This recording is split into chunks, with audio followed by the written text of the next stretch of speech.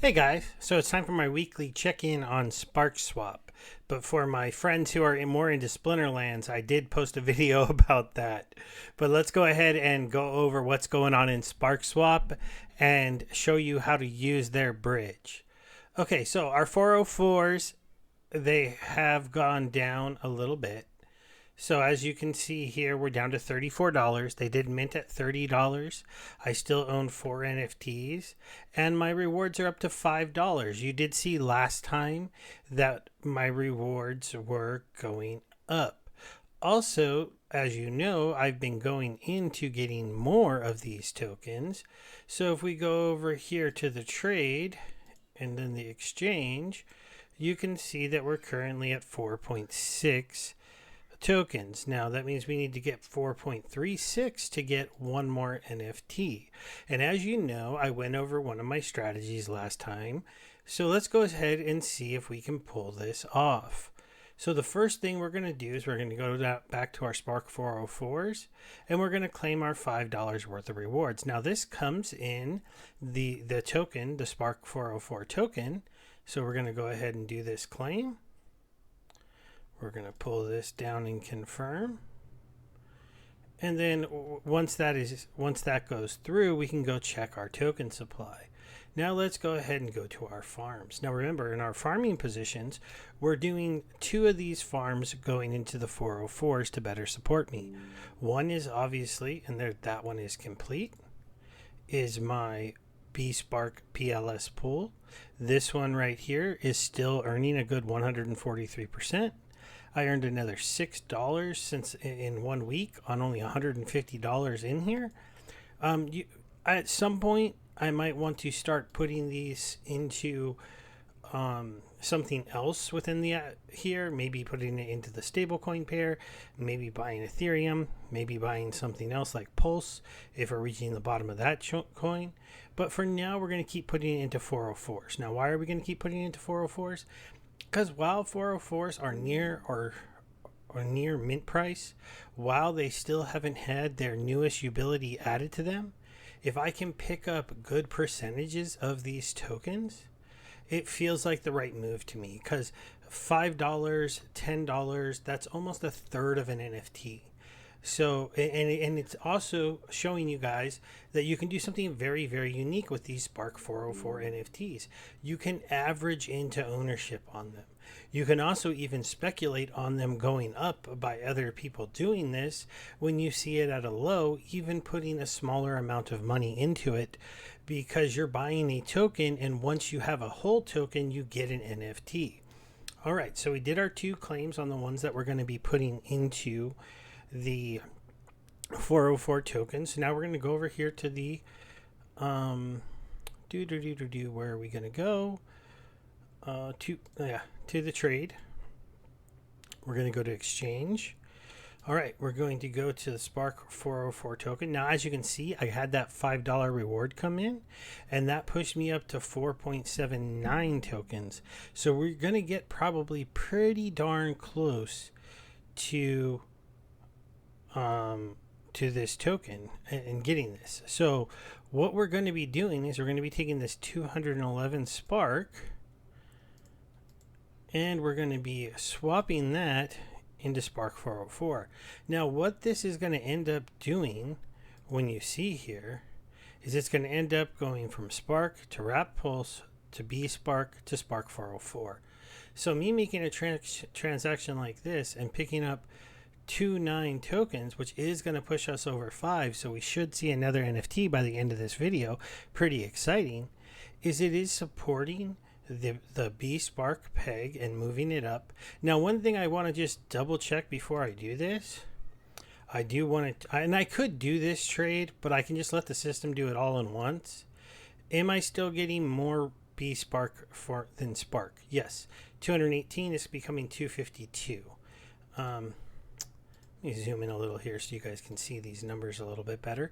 But 218 is becoming 252. That means that I should be trading the Spark and not burning the Spark. If this ever flips where 218 gets me like 210, then I should be burning the 218 so I get 218. That probably you'd be very rarely able to get, but you want to do the check, right? You just want to make sure that you're not doing anything silly. Okay, now one of the things we do have to do here that I was having a headache on last time, so let's do it cleaner this time, is we need to go into our settings and we need to up our slippage. So we actually need to push this to, I'm gonna put it 8%. And I'm just going to close it out and I'm going to be at 8%. The reason why is because there are fees. Now, because of those fees, there is a chance that I'm not going to get to that next NFT, but we're going to try to do it anyways. We're going to see what balance we end up being at because there is a 7.5% fee on this purchase. That's what feeds those rewards, that $5 reward that you see that I got. Now, me owning NFT means that some of that fee goes back to me, but nonetheless, it is a fee, and that is how these things are rewarded for people that are dumping and buying, selling and buying this token. There are reflection fees, and that's what pays the rewards today. There is expected to be at least one more way these NFTs are going to earn within the Sparkswap ecosystem, but we don't know what that is yet. All right, let's go ahead and do our swap. This time we shouldn't. Oh, okay. So let me go ahead and up this a little bit more. Oops, settings, we'll push this to 10. I think what's happening is because I'm going through so many different tokens on this swap, I have to up that a little bit more. There we go. So I needed a little bit more slippage in my transaction. And that's because, like I said, I am going from Spark to going yada, yada, yada, yada, yada, going through all those different things. I'm paying fees here and there. And they're small fees. They're very small fees, but they are the fees that create this platform and make it work. So we'll go ahead and wait for this transaction to complete. Okay, it completed. Let's wait for my balances to update. And there, we did actually get over 5. Now, we didn't quite get over 5 by as much as you might have thought I would have got up to. It looked like I was going to get to 5.9, but nonetheless, we hit 5. So we should get our 5th Spark NFT. That means I will start to earn more of the rewards, hopefully, if other people are doing things kind of like me and willing to buy these while they're cheaper. Okay, so let's go ahead and go and talk about the Sparkler really quick, because we just saw how me doing that one transaction had to go through a couple different extra tokens. There were some fees that were made by the team. Where do those fees go? They go into Sparkler. Here you can see I've got my meager $164 worth of Spark staked here. Earned myself, I have another $4 worth of rewards waiting for me, and this is paying out at about 40%. Now, the very interesting about this is that it all comes from those network fees, bridge fees, and other kind of fees that are in this ecosystem that pays down into the Sparkler.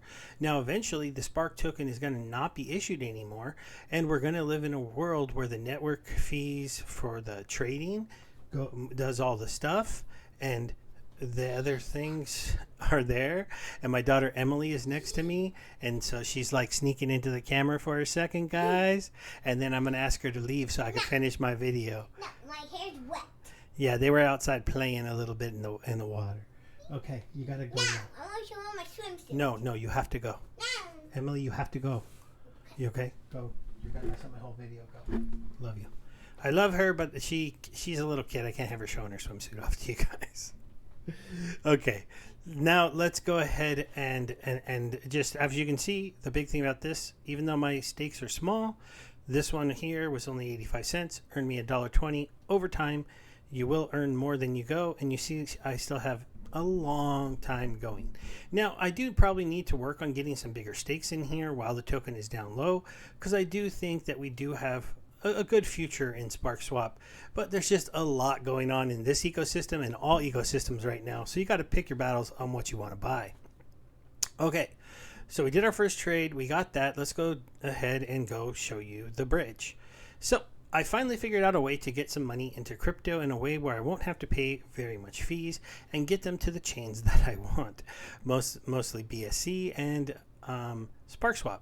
So up until now, I've been kind of trying to figure this out, but finally I took a little bit of Ethereum, put it on Coinbase, took even a smaller amount of that, put it onto Arbitrum, and now I can move USDC onto Coinbase onto Arbitrum and then get it over here. Now, why would I want it to be over here? Well, let's go ahead and use the bridge, and then I'll show you why I'm doing this. So one of the things I'm going to need to do, I'm going to need to switch to Arbitrum. Oh, look at that Rabby wallet. Awesome. Just switched right over with no problem. I have this $250 that I moved in a little while ago, left on Coinbase. It earned me $4 over a longer amount of time than I'd like to admit that I left it there. But now I want to get it onto Pulse Chain, and I want to get it into DAI. So we're going to go ahead and hit max here. The reason why I went DAI is because I'm in the DAI SDAI farm. You know, you could argue that they do have the native stablecoin they're using for Arbitrum, which is USD DEX. If this is my new way in, maybe I should move my money into that farm. They pay very close to the same, and we'll show you that in a moment. But nonetheless, right now I'm in DAI. I'd rather keep my stuff in the one pool, mostly just because it will lower my amount of fees when I'm claiming and withdrawing, and those are things that you have to worry about when you're on the farms here. Okay, so we're going to go ahead and hit send here. We should see that I'm getting a nice little 12% fee over there, or 0.01 cent fee on the Arbitrum network. And this should go through. Now this transaction is gonna go through. These ones normally don't take very long when you're coming from Arbitrum and going into Pulse. They do have a guarantee on their bridge that if your transaction does not happen within an hour because it gets held up somewhere on one of these two networks. Pulse Chain has had hiccups sometimes where they're not able to release the funds immediately. Then you will see that get returned. Now, so far, I haven't had any issues when I've used the bridge. Everything has gone by pretty quick, but this is my first time using it on Arbitrum. So hopefully this works just as easy as I'm expecting. So now we're waiting for, we're going to be waiting for this DAI to come in. Let's see if I move that back. I know the Arbitrum transaction went through, and you see they do have a maximum of about 95K. That's pretty much bigger numbers than I move around right now. I'm going to step away from the screen for just 1 second.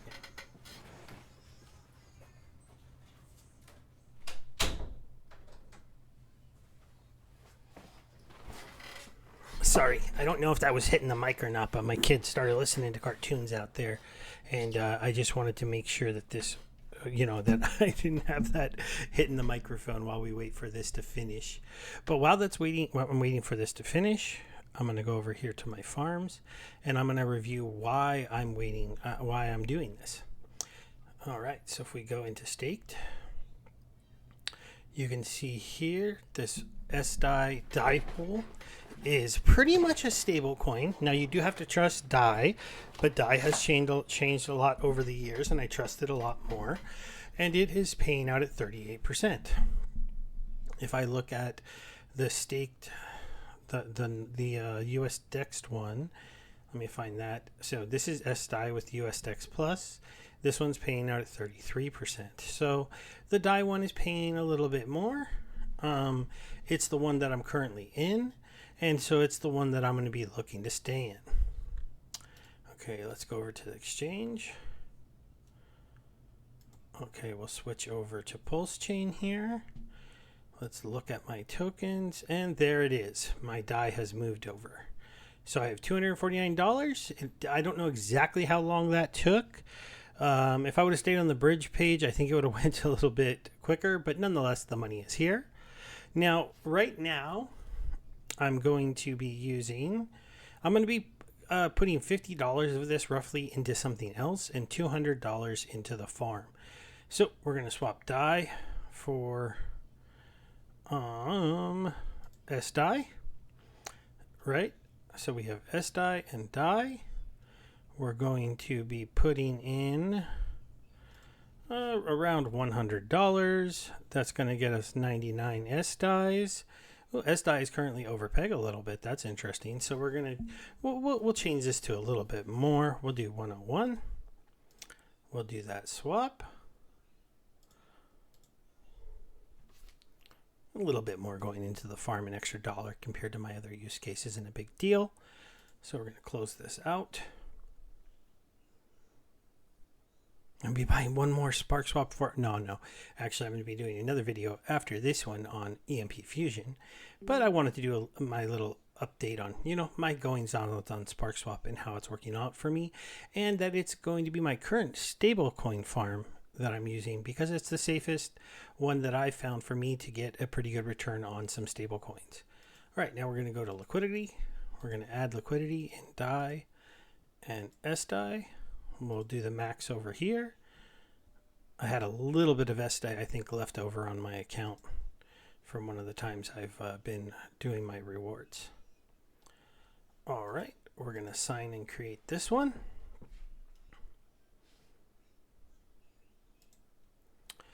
Yep, just doing my work on the website. Now, normally, if I wasn't talking to you guys, you could probably do this a little bit quicker, but for now, we're just going to wait for that to complete. All right, that one completed. The website should update my balances soon. There we go. All right, so let's go ahead and go back to the farms. Now, one of the reasons why I'm going to be doing this is because this farm, if I get this number up to a bigger amount, it'll start to give me more money to put into the Sparkler, more money to possibly put into the NFTs, and more money to just in general start to invest into anything else in the ecosystem. One of the ways I had done crypto in the past, if I could find a decent stable farm and get that account up, it was working out well for me. But the one problem was the one that I was using was Celsius. And, now I'm starting to realize my money needs to be in more decentralized places because I went with the safer, lower return, and it bit me in my butt because it wasn't safer after all. So I'm gonna dig in with lower numbers at higher returns. If you look at this is 7% on Celsius back in the day to maybe 10.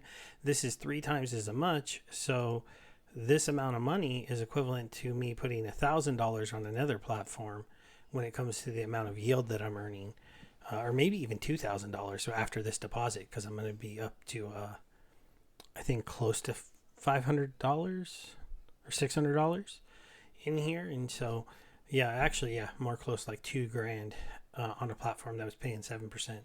And Coinbase is the new hotness for your safe 5% returns, but you get that in a bank account nowadays. So if you're going to be playing in crypto with your stables, I think chasing 38 over here on Pulse Chain with AJ and the EMP team is a very interesting prospect. Yeah, see, 582. So almost $600 in here now. Now, as you can see, I also pulled down a nice $8 in rewards there. We're going to check out our other farms. We have $10 here, so we're going to harvest that. We're going to confirm that. All right. Our Spark Goat. This only has $2.